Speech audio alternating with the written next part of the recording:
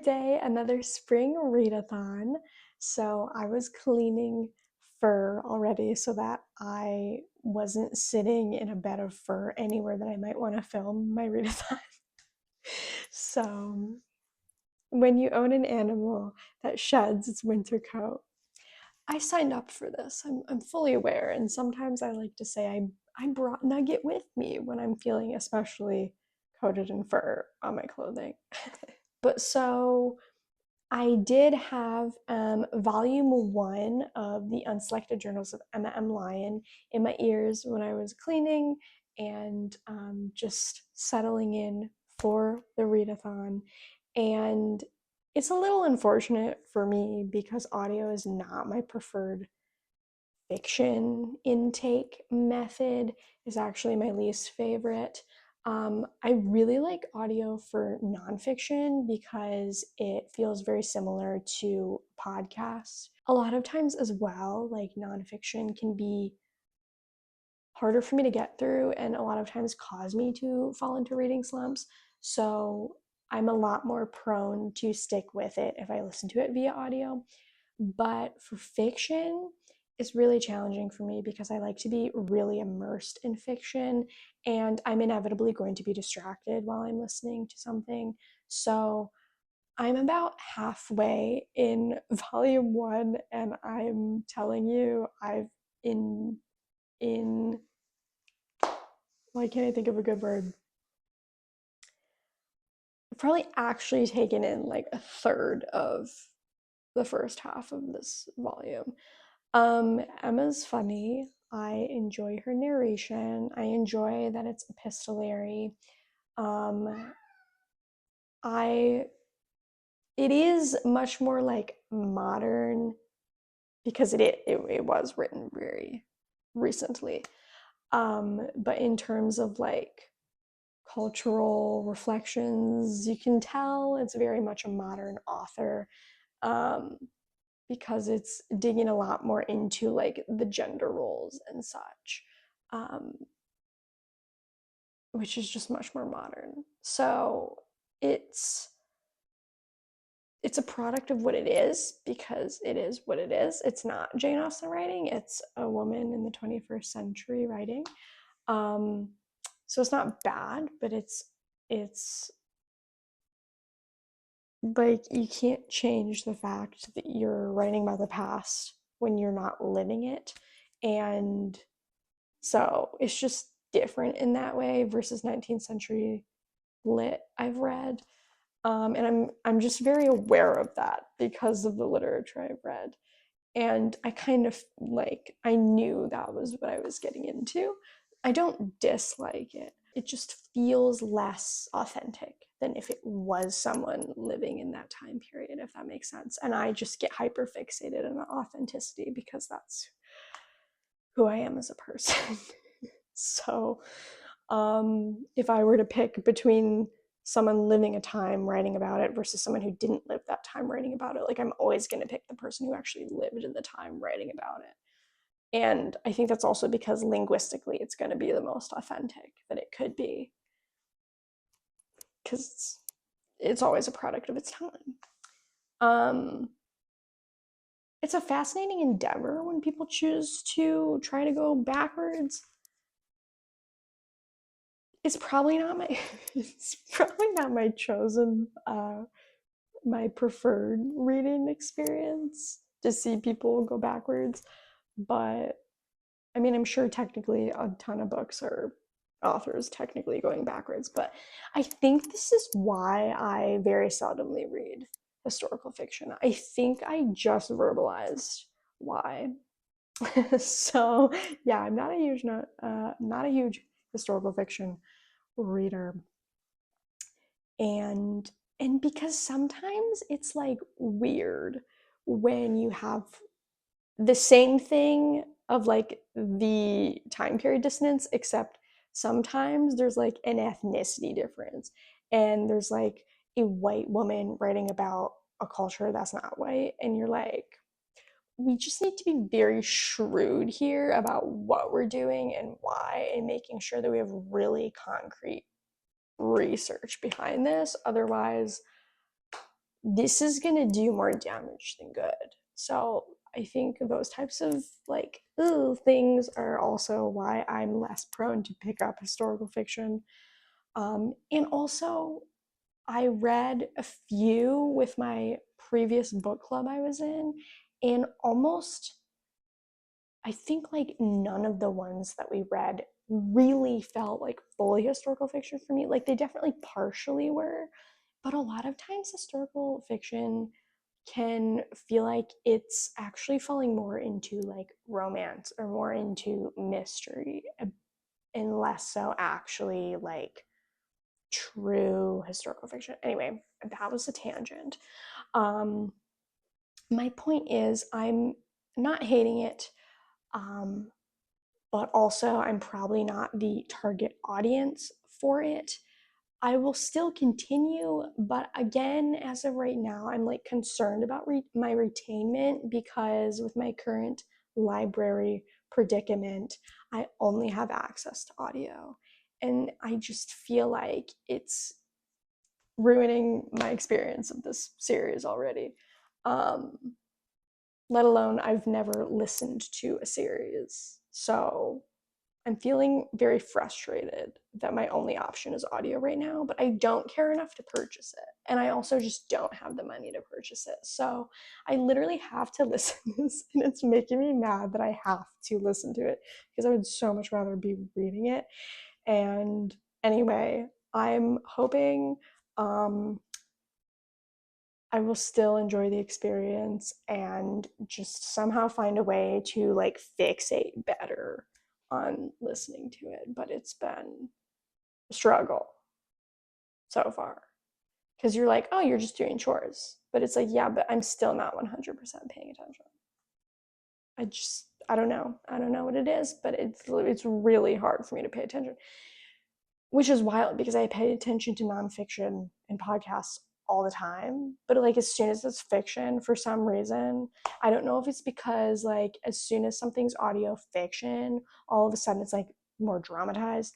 I don't know. There's just some sort of dissonance between the way I listen to nonfiction and fiction. Where like for some reason listening to fiction like does not work with my brain. Does anyone else understand this? I don't know.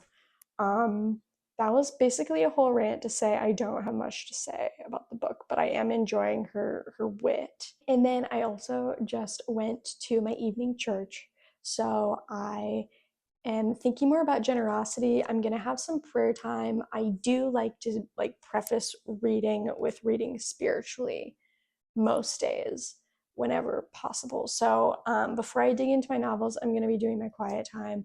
So I'm going to have some prayer time. I am reading John 14 for my small group tomorrow. So that's what I'm going to start with. Then I'm going to be reading, or I think I'm actually in the middle of a chapter. So finishing a chapter of Consider the Lilies, which I've talked about a couple times now. I've not regularly read it, but I did finish my women's Bible study, so I will be more regularly reading this again in place of what was my women's Bible study reading. Yeah, so I'm on chapter 7, Forever Himself, Forever Good, and it's just really good meditations on God's character. So that is my quiet time and my rants about audiobooks and historical fiction. And I will talk to you guys when I've read some more. Buckle in for this readathon. It's definitely colder than last year's spring readathon, but I'm feeling very happy to be reading. Hello again. Got my pajamas on and have my extreme moose tracks. Love a chocolate moment. My quiet time was really good. I really liked everything that I read. John 14, crazy sauce, okay? Because it's all about the Trinity. And I know it's easy, like, if you don't believe in God, to just be like, well, I don't believe in God, so the Holy Trinity doesn't matter. But the concept of the Holy Trinity is insane. The fact that Jesus is talking to people and saying, these are not my words, but the words of my Father. He's distinctly Jesus, and yet God is simultaneously using him as God's mouthpiece, first of all. Second of all, he's talking about the Holy Spirit and how he gives his people the Holy Spirit. Because Jesus abides in the Father, and we abide in Christ, and the Spirit abides in us. That is crazy. That's wild. It's so wild. And if you just don't believe in it, I feel like you miss how wild that is. That is a wild concept.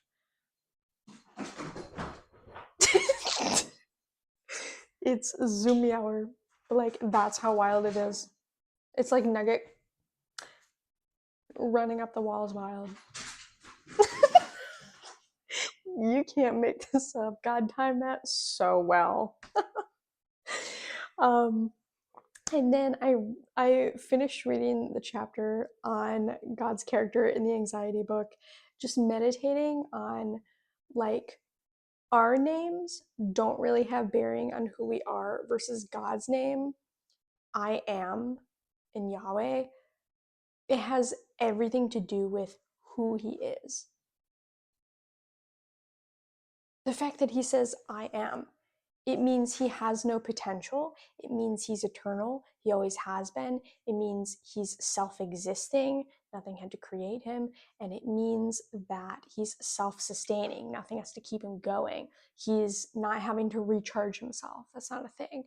And I really liked the eternal piece because that's what, like, really drove home the anxiety connection of, if you really believe that God is eternal and everything is like that to him, like, it's gonna be fine. I'm just feeling really rejuvenated and jazzed after that quiet time because so many great word meditations throughout both of those passages. And I'm so blessed that I get to meditate on words. It's just one of my favorite things ever. So, with that being said, I'm now going to move into the books of the readathon, the fiction of the readathon. I'm starting with, I don't even have it on me. So I'm starting with If I Had Your Face, which I'm about halfway through. I'm on page 110. Okay, just kidding. I'm a little less than halfway through. But this is going to be my focus tonight for sure. I'm really enjoying the themes in this one, which is honestly what I was wanting out of this book. So it's doing exactly what I wanted it to be, which is a lot of body image meditations. I'm annotating body hatred in blue. I'm annotating fake beauty in pink. And then yellow, the few and far between moments of actual authenticity. And then favorite quotes as well. I am really appreciating the 4 women we are switching perspectives between are in very different stages with both their lifestyles and also with their struggles and also with body image. I really, really appreciate seeing like a slew of experiences because that is so real. I wouldn't say I'm like overtly invested in any of the characters, but frankly, that's not even why I'm reading it. I'm reading it for the thematic meditations. And so I'm getting exactly what I'm wanting out of it.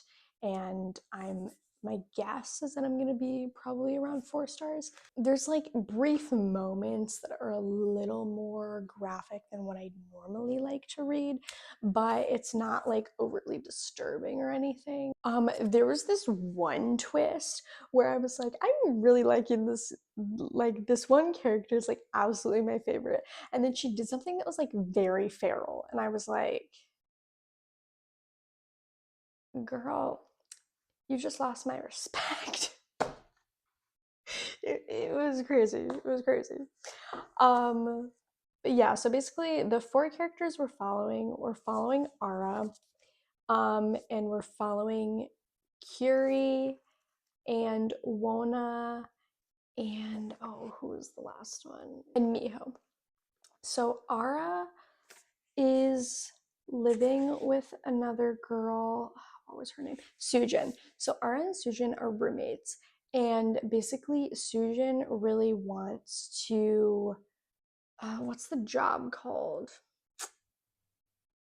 she wants to be like Curie, who works at a room salon, which is a little bit like showgirl. I don't know if it's like full like brothel. Like there's definitely elements of that, but I feel like it's a little more businessy. It's a little more formal. It's not like totally out the window. But anyway, that is Sujin's goal, is like she idolizes Curie and what she does at this room salon. And yeah, she's basically blinded by perfectionism and idolatry of this lifestyle. And so Ara is her roommate who's basically taking care of her as she undergoes this intense plastic surgery. So that's essentially Ara's like piece in this. Um, Curie, on the other hand, is like fully aware that there's a lot of problematic parts of her lifestyle and being at the room salon. So she's very aware that Sujin is idolizing her and it's very uncomfortable. She's like explicitly trying to direct her elsewhere because she knows it's not all it's cracked up to be. It's just that tension of like, it's so hard to break it to someone who's fixated that like the grass is not always greener. Um, but she's trying to like help her redirect her so she doesn't learn the hard way, but like Sujin seems like bent on just doing what she wants because she's so convinced it's some ideal that she's made up in her head, which is very like awesome for the body image theme. Like, right, that's all about like you're just so convinced if I looked this particular way or had something a little bit different, like everything would be fine. And that's just like an elusive thing, an elusive contentment with our bodies we're just never going to have. Because even post surgery, there's things they don't like about themselves. And it's this like South Korean culture that is very pressurized physically, especially. And so basically, like all of these characters, not all of them, but almost all of them have had something done. Something about them is not authentic. And it's really sad. And surely not every culture is this severe with body image, but it's a really good depiction of what we all go through in one way or another, regardless of how rampant fakeness is physically in our culture. I feel like it's relatively popular in a lot of Western cultures, though, at least. So there's Ara and Sujin, and then Curie lives across the hall from them with her roommate. Miho's at least her friend. I don't know if Miho's actually Curie's roommate. Um, and it's been a minute. It's been like at least a week since I touched this. So I'm getting a little confused with like who lives with who. Miho's caught up in this weird like interpersonal drama where this friend she had, I feel like I can't really go into too much depth because I don't want to spoil anything, but something big happens interpersonally that changes the course of her relationships. And it's really messy, it's really sticky. It's, you know, she's definitely the character you're the most like, I mean, Sujin too, but like Sujin's not actually a POV. She's just seen through Curie and Ara. Um, but yeah, Miho, you're like, this is not gonna end well. This is, you need to get out of this situation, girl. Like, what are you doing? So that's Miho. And then Wona is actually on the floor below all of them, and she's actually married. I feel like they're all like young 20s. I forget exactly how old Wona is, but she is like desperately wanting to be a mother, and just in a completely different lifestyle, but also is idealizing these younger women from afar of like, you know, they're just so free spirited, and she's like has a partner who's like not the most supportive, and you know, really get a glimpse into a little bit more of the culture as well with her dynamics with her partner and partner's family, in that there's a lot of like criticism generally from mothers-in-law, and her partner specifically like had a mother-in-law who passed, and so she felt this like guilt but simultaneous ease of like well, at least I don't have to deal with that extra pressure in my relationship. So there's some fascinating cultural tidbits to me that, like, this is how I enjoy taking culture, is via a non-history genre. Um, like learning different random things along the way, especially sociologically, I find so fascinating. So this is also like, this is culturally what I like to see in fiction. Um, so yeah, I'm really enjoying it so far, and I'm excited to read more.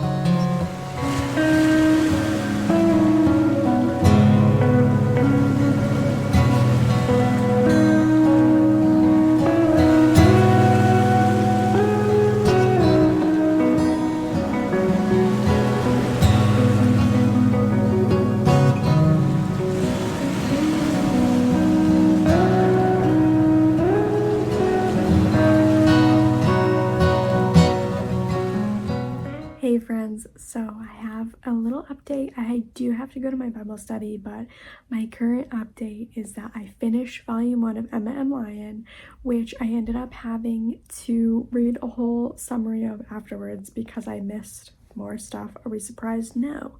I don't know. For some reason, as soon as I'm listening to fiction, it's like Charlie Brown's Teacher. The words are not processing in my brain. Audio is actually harder for me, and I would rather have a physical book. I think it's something to do with like visual distraction. Like I need to be like fully visually focused on what I'm reading, which I can't be when I'm listening to something, unless I was listening and reading it, which is not currently an option. So I'm unsure what to do in terms of the other volumes because I do want to keep reading the series, but audio is not working for now.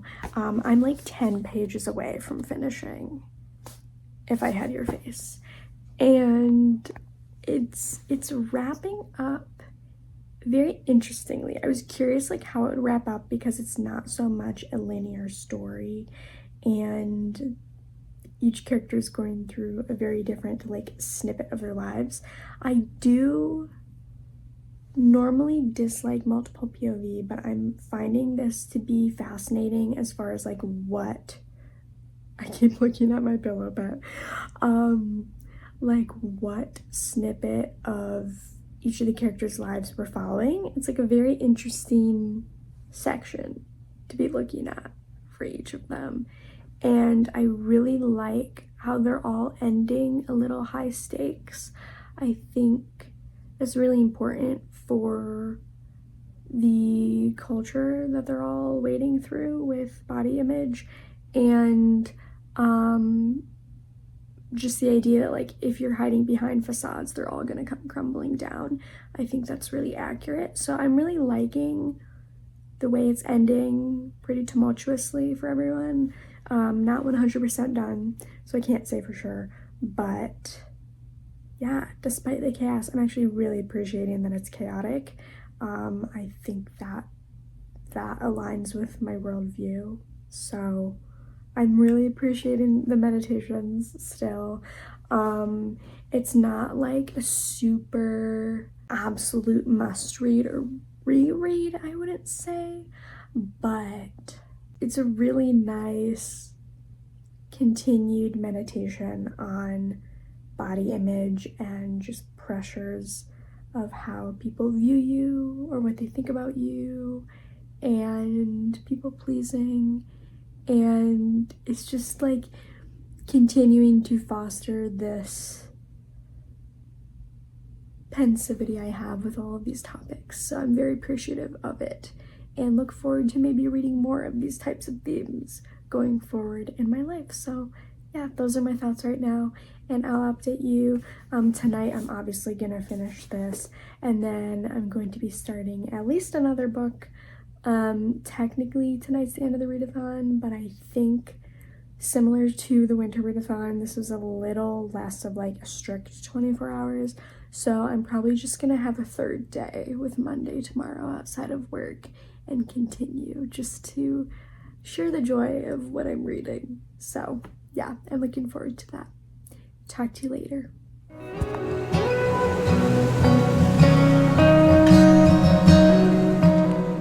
Happy Monday. I am back, and I actually did not read last night like I was hoping for because unfortunately had some triggers come up. And I wanted to just briefly talk about that because it is May, which is Mental Health Awareness Month, and I'm very passionate about mental health. Hence why I love 21 Pilots got double scaled and icy merch on today. I love a theme. I love a theme. I don't own Star Wars anything, but if I did have Star Wars clothing, I would be wearing that today for May the 4th, but I don't. So, I don't know if you know this, but all PTSD is trauma. Not all trauma is PTSD. And I recently found out that I have PTSD. I knew I had trauma, didn't realize it was PTSD. But having already looked up a bit about PTSD has been very enlightening. And this is going to be a theme for me that I appreciate this month, is learning more about why I feel very taxed sometimes after doing a lot internally and then realizing, oh, not everyone does that. No wonder people have more energy than me. Oh, I'm constantly surveying people to see if they're bad so that I can flee. Most people don't do that. I do that all the time. Happy Mental Health Awareness Month. But for now, I did just finish If I Had Your Face, which was fantastic. I gave it 4 stars. I I really liked how at the end all of the characters came together. I didn't actually expect that despite multiple POVs, but I really liked where all of their stories generally ended up. The literal ending, though, I didn't love. I thought it was like pretty abrupt. Yeah, it was a little bit of a confusing literal ending for me because I was like, I don't know if that was supposed to be poetic, and I just like didn't quite see what she was going for. Or maybe like she just used word choice I would not have used. I don't know. Um, but I really enjoyed tabbing it, and there was a lot more like authenticity near the end versus the beginning. The beginning was a lot more fake beauty, which petered out towards the end and was replaced by authenticity, which was really cool. I was proud of the characters for shedding a lot of those fake layers, even if they couldn't shed some of the physical fake layers, right? Um, and yeah, I was saddened by the like extra pressure of South Korean beauty standards, because I, of course, did not grow up with those standards. And I can only imagine how much harder my upbringing would have been if I had been, or maybe easier because I am petite. And a lot of my physical angst has always been about being petite, but I'm sure that would be completely different in a different culture. So maybe I would not even have the insecurities I had growing up if I grew up in a different country. Probably would have had a whole different set of issues. Right. Exactly. Um so anyway, yeah. Who was my favorite character? I think in the end Curie was my favorite. Who was not my favorite at the beginning. But I would say I felt the most attached to Curie at the end, and I really liked that we ended with her perspective. Um, I just really like that each woman, even the like secondary women who were not the POVs, um, they all just ended up discovering something that was really important for them to uniquely discover, whether it was about themselves or about other people, and things that really shaped their self perceptions and really like broke down these facades around them of thinking that the grass is always greener, and really coming to understand that actually there's so much beauty in the commonalities that we have that we try so hard to stand out from, even in the commonalities of pain. Um, there's just a lot of beauty in commonality, and that tends to be villainized by individualism these days. There's actually a lot more pain in individualism, I would argue. So also I was transitioning because, time wise, this didn't end up being the ending that I was expecting for my readathon, but I went back to my reading blog, question mark, reading log, rather, take out the B. And I was just catching up on some of my reads. I'm noting them all this year. I don't even think you can see that. But it's the title with the date that I finished it and then the star rating.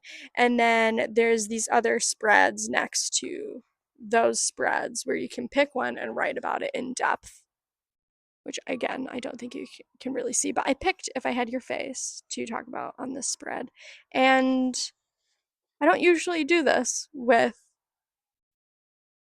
random fiction books, but I actually wrote quite a bit about spirituality on this one, even though you would not expect that from the book unless you were a Christian um, who just maps everything onto spirituality. So yeah, those it was a very like personal review, which I really liked, because when I make public reviews, I feel like they have to be a certain way.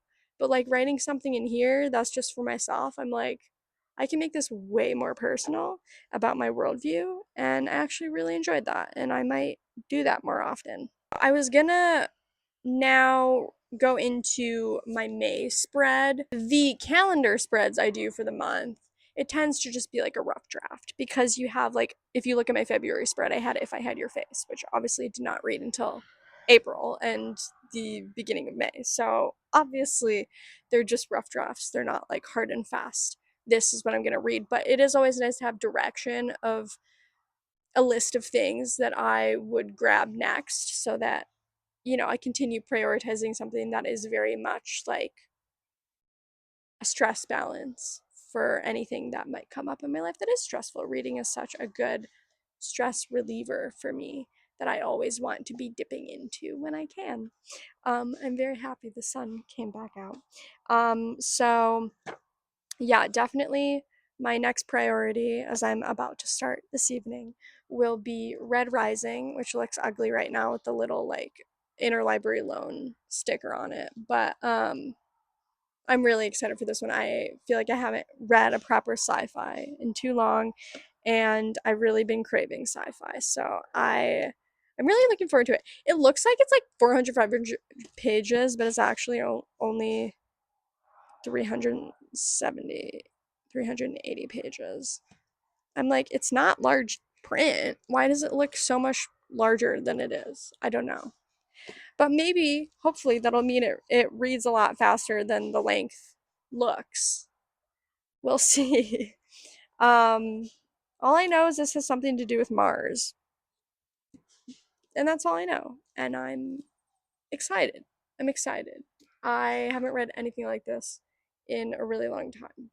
Yeah, I mean, I feel like I have to say stay alive because 21 Pilots and it's Mental Health Awareness Month. I'm really excited to keep talking about mental health. I hope you guys are doing well, taking care of yourself. Getting triggered is really annoying because it makes me feel weak, but I know there's a lot of strength in continuing to unlearn and continuing to grow. I never want to stay stagnant. I always want to learn, and that's a big reason that I also read. So I know that I do what I can, but I also know there's a lot I'm weak in that God carries me through when I can't. Also, so yeah, I'm gonna go be in nature, and I think I might finish out putting some fun nature B-roll in here. But in any case, continue to take care of yourselves, continue to have a gentle and cozy spring, and I know that I will talk to you soon. Bye, friends!